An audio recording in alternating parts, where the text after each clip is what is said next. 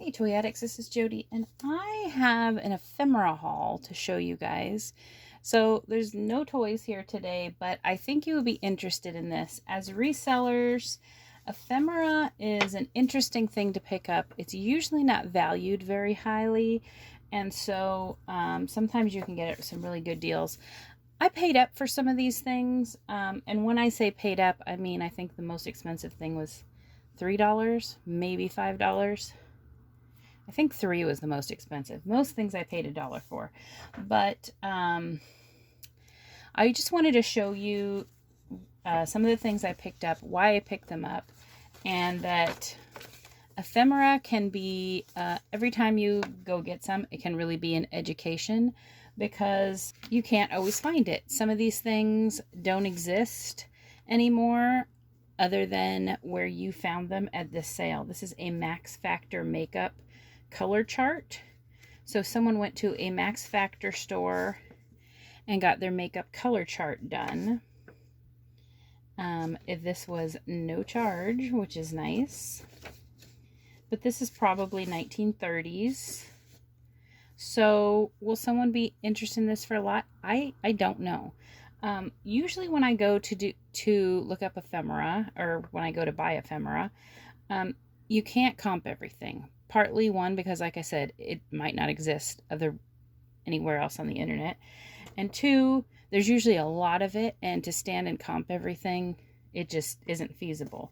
Especially at this sale, it was really hot outside. I was in the direct sun. I wasn't going to stand there and comp everything. So what I usually do is I look for stuff that's interesting, things that are iconic names like Max Factor, things that people might have interest in. Health information for travel in Africa. This was $1. I don't know. People might be interested in this. It has neat graphics. So, you know, sometimes doing ephemera is an education. You just are gonna go for it and you're gonna learn. One of the things that I like to pick up is photographs, and this is an interesting beach photograph. I pick up photographs that have, you know, interesting content, or handsome soldiers. I recently sold a picture of a soldier that was a World War I soldier, and he just looked very handsome. So I picked up the picture for 20 cents and I sold it like 2 days later for $15. Now this one, some people doing acrobatics at the beach, I don't know. This, it could do well. Oh, I don't think there's more than one picture in here. Let's see. We'll open it up and check it out together, because I haven't really looked over this stuff very well. It says 1946 on the top.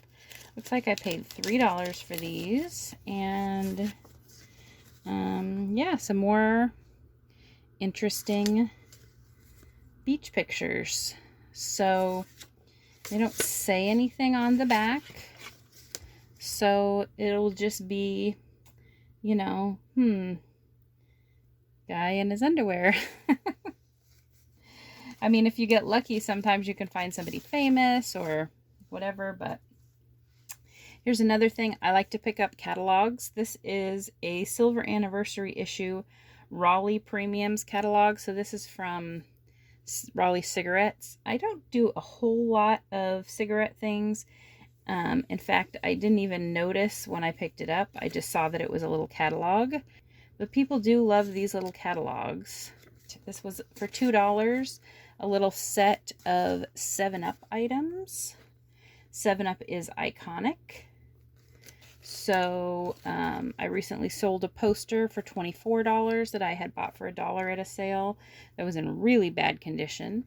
7-Up stuff, you know. I also look for things that are gas and oil related, automobile related. This is actually a car dealership Christmas card. San Bernardino Lincoln Mercury. So somebody's definitely interested in that. I also like to pick up some travel and hotel things sometimes. I don't often pick up a lot of things like this because There's so much of it out there, but I've done well with these do not disturb signs. This is something people don't keep as much, so it's a little more rare. And this is from the Athens Hilton, which is a well-known hotel. So I picked those up for $1 each. This is Olympic Airways. So there's a lot of airline stuff out there. This is from an airline that no longer exists, so that adds to it. This is also like a folio that came with postcards and a map of Greece, because apparently this person was flying to Greece. So I just thought that would be interesting. If nobody's interested in the whole set, someone will definitely be interested in these postcards. So I might keep it together, break it up. I'm not sure yet what I'll do with those. If you've been watching me for a while, you've seen me sell a ton of menus. I love selling vintage menus. This is actually a vintage menu from Woods Lunch in on Yamhill Street.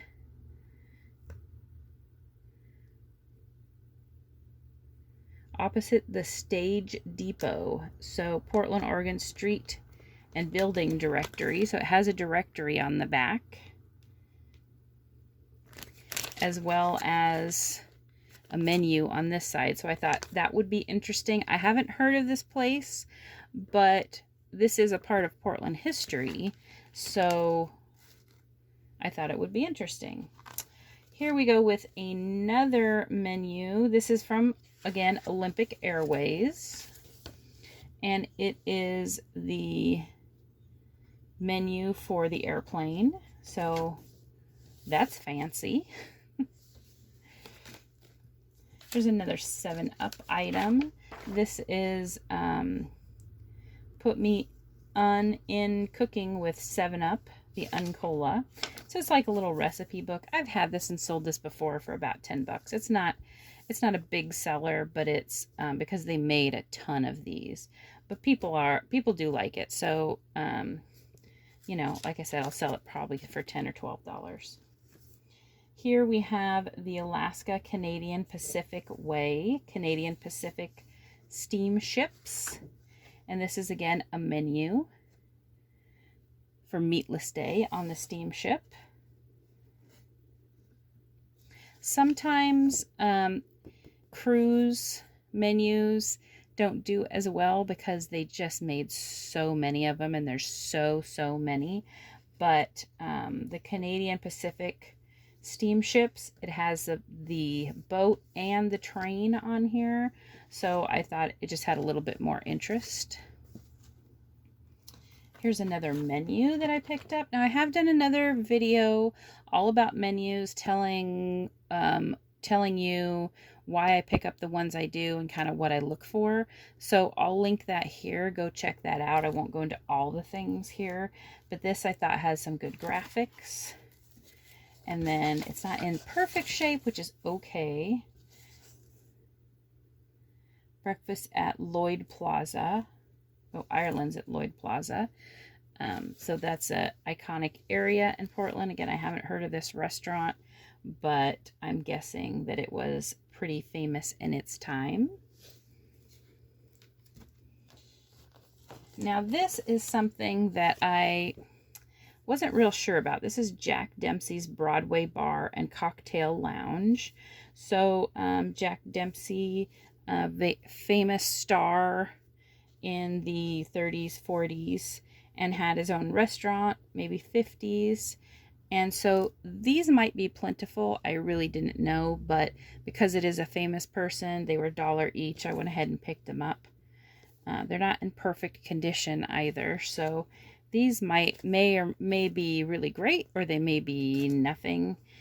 Sometimes when things are just too popular and there's so much out there, they don't do well. But so here's another automobile item, Frank Chevrolet. It's just a calendar from 1952. These don't always do that great, but I just went ahead and picked it up for $1. It's from my local area in Portland, so again, Portland history. And here's another automobile, Billingsley Pontiac Company. So it's a card you would have gotten in the mail. They're telling you to come get your car serviced every month at Billingsley Pontiac. Yikes. And again, in Portland, and you can tell there's no zip code in here. So even though there's not a date on it, I would say it's, you know, maybe 50s just by the type of graphics and illustration. This is room rates at Statler Hotels. It's just a little hotel booklet. Not sure if that will be anything, but I thought it was interesting. This is Hood's Cookbook. Or no, yeah, Hood's Cookbook. It's messed up there a little bit. This is very early, like 1910s or something. And it's actually Hood's Sarsaparilla and Apothecary. So they were touting their sarsaparilla as like a cure-all. And so it's sort of medical quackery. So it goes for people who collect, you know, advertising, maybe soda pop advertising because it's sarsaparilla, people who collect medical quackery, and people who collect recipe books. So cross-collectible type things are always, not always, but a lot of time good to pick up. This is a 66 Chevrolet truck, owner's guide. I don't pick up all car related things, but I know this is a pretty iconic pickup truck. And so I figured somebody would probably want this owner's guide if they have gotten and fixed this car up here. Albuquerque, New Mexico Desert Inn. Just a little pamphlet of the hotel. I liked that it had interior photos of their restaurant and their rooms. Not sure if that even still exists now, but you know, I might get $10 or $12 from this. I don't pick all of everything like this up, just like anything else, but if it has interesting graphics, if it's mid-century, and sometimes the pictures inside can help.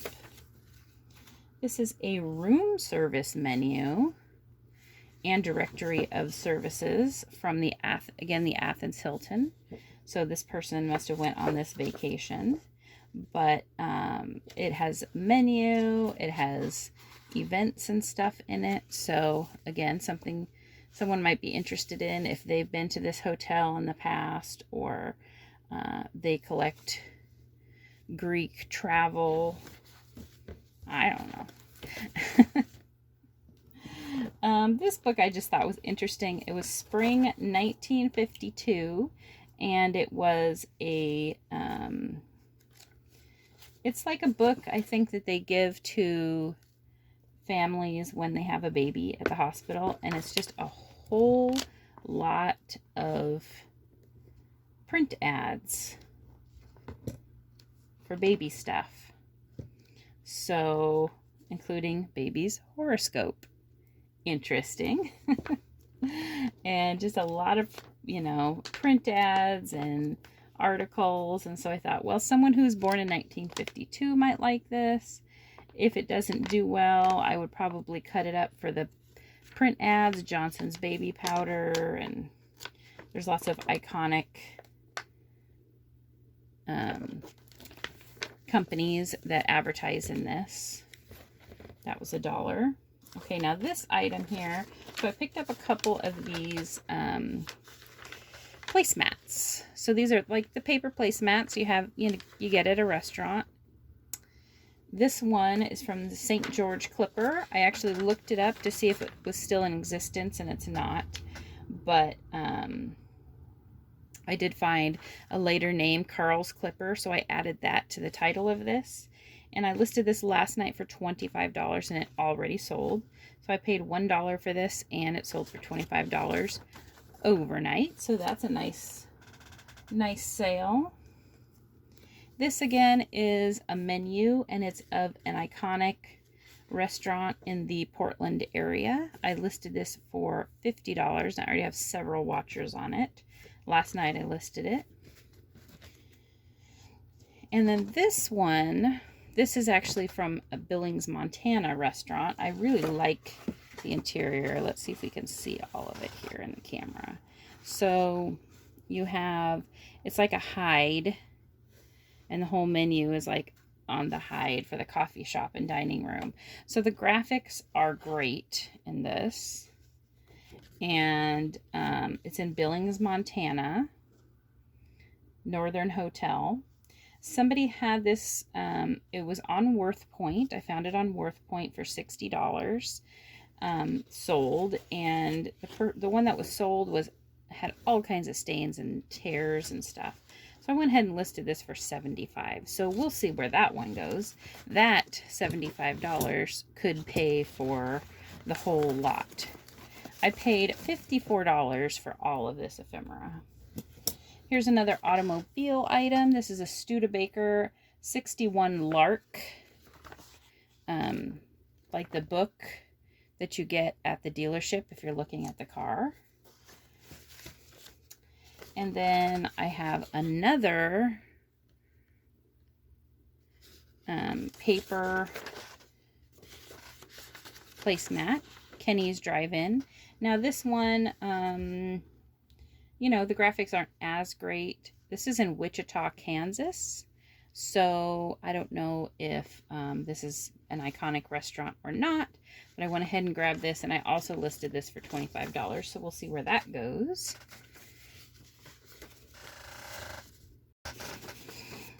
And another placemat that I listed, this is Stacy's Roundhouse Restaurant in Golden Gate Park.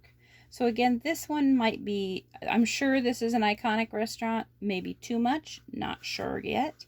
But I also listed this one for $25. So we'll see where those go. Here's another of those Hoods cookbooks, just a different version of it. And then the last item was another photograph I picked up I thought was interesting. It was, it's a family that are doing lettuce picking in their field. It's etched here like you might see on some older postcards. So that leads me to believe that this is maybe 20s or 30s. And so I thought, you know, someone might be interested in this. It's not in the best condition, but I still listed it for $20. And we'll see where it goes. And then one more little thing here. This is a little Victorian trade card, Hamilton Brown Shoe Company. Again, I paid $1 for this. This might be a little too specific. It's hard to know. These trade cards, as awesome and amazing as they look, most of them really don't sell for very much, but it was sitting there and I thought it was neat, so I went ahead and picked it up.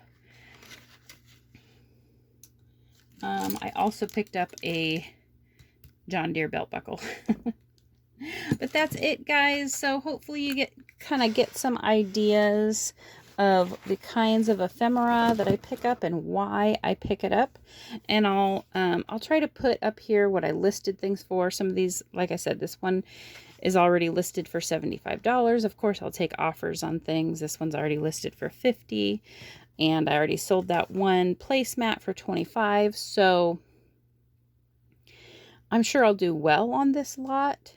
But like I said, ephemera, usually when you pick it up, it's an education. So if I know I'm going to sell a few of these things for good money, and I know I'm going to do well on it. So if something I pick up, you know, maybe this trade card, maybe this baby book ends up not being anything, then what I do is I have just a folder that I keep ephemera stuff in. And when it starts kind of getting full, I just lot it up together and sell the lot for $20.